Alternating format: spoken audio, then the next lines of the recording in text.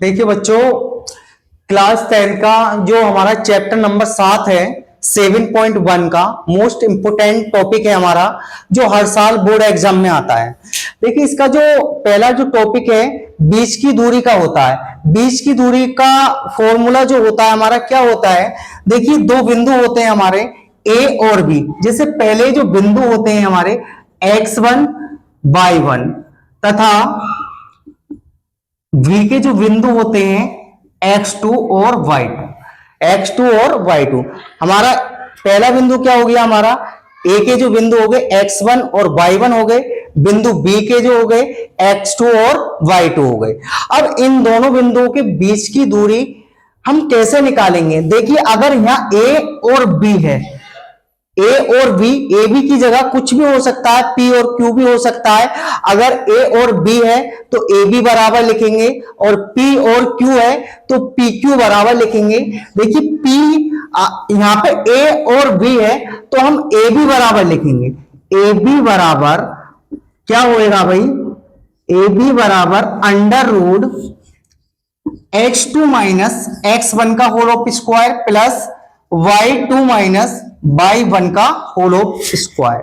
देखिए very easy है, इतना हार्ड नहीं है। आपको करना क्या है, आप चाहे a मान लें या p मान लें, या आपके ऊपर डिपेंड करता है, आप कुछ भी मान सकते हैं, लेकिन आप जो मानेंगे आपको वही लिखना पड़ेगा। अब हमने यहाँ पे a और b माना है तो हमें ए बी बराबर ही लिखना पड़ेगा। ए बी बराबर under root x2 minus x1 का होल ऑफ स्क्वायर तथा y2 माइनस y1 का होल ऑफ स्क्वायर। अब ये जो हमारा हो गया फॉर्मूला हो गया। अगर हम इसके ऊपर एक एग्जाम्पल लें, जैसे एक टॉपिक ले रहे हैं जिससे आपको अच्छे से समझ में आ जाए और आप अच्छे से कर सकें। देखिए जैसे हमने एक एग्जाम्पल के तौर पर एक टॉपिक ले लिया, जैसे ए के जो बिंदु ले लिए हमने 7, 1 और जो बी के जो बिंदु ले लिए हमने 8, 9। अब इन दोनों बिंदुओं के बीच की दूरी निकालनी है। इन दोनों बिंदुओं की क्या निकालनी है भाई, हमें बीच की दूरी निकालनी है। देखिए जो पहले वाले जो बिंदु होते हैं हम इसे मान लेते हैं x1 y1 और x2 और y2। पहले बिंदु को हमने क्या माना, x1 y1, दूसरे वाले को x2 और y2 माना। अब हम बात क्या करेंगे, फॉर्मूला इनका लगाएंगे। ए बी बराबर under root x2 minus x1 का whole of square plus y2 minus y1 का होल ऑफ स्क्वायर। देखिए बेटे फॉर्मूला हमने क्या लगाया, ए बी बराबर under root x2 minus x1 का whole of square plus y2 minus y1 का होल ऑफ स्क्वायर। अब हम इसकी वैल्यू पुट करेंगे, ए बी बराबर अंडर रूट, ऐसे आ गया हमारा। अब देखिए x2 यहां पे कितना लिख रहा है, x2 लिख रहा है ना।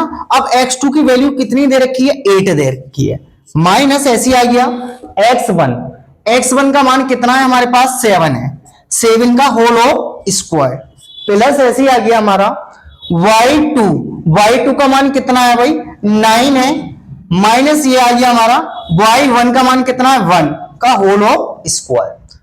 अब ए बी बराबर अंडर रूट 8 में से 7 जाएगा तो कितना बचेगा भाई, 1 का होल ऑफ स्क्वायर, क्योंकि स्क्वायर लग रहा है, प्लस ऐसी आ गया। अब 9 में से 1 जाएगा तो हमारे पास कितना बचेगा, 8 का होल ऑफ स्क्वायर। अब ए बी बराबर कंडीशन क्या हो जाएगी इसकी, अंडर रूट 1 का वर्ग कितना होता है, 1 ही होता है, प्लस 8 का स्क्वायर कितना होता है भाई, 64 होता है। तो हम इसे लिख सकते हैं, इसका जो आंसर आ गया हमारा ए बी बराबर अंडर रूट 64 और एक कितना हो गया, 65, यानी कि 65 हो गया। कितना हो गया भाई, ए बी बराबर अंडर रूट 65 हो गया। यही क्या हो गया, इसका आंसर हो गया।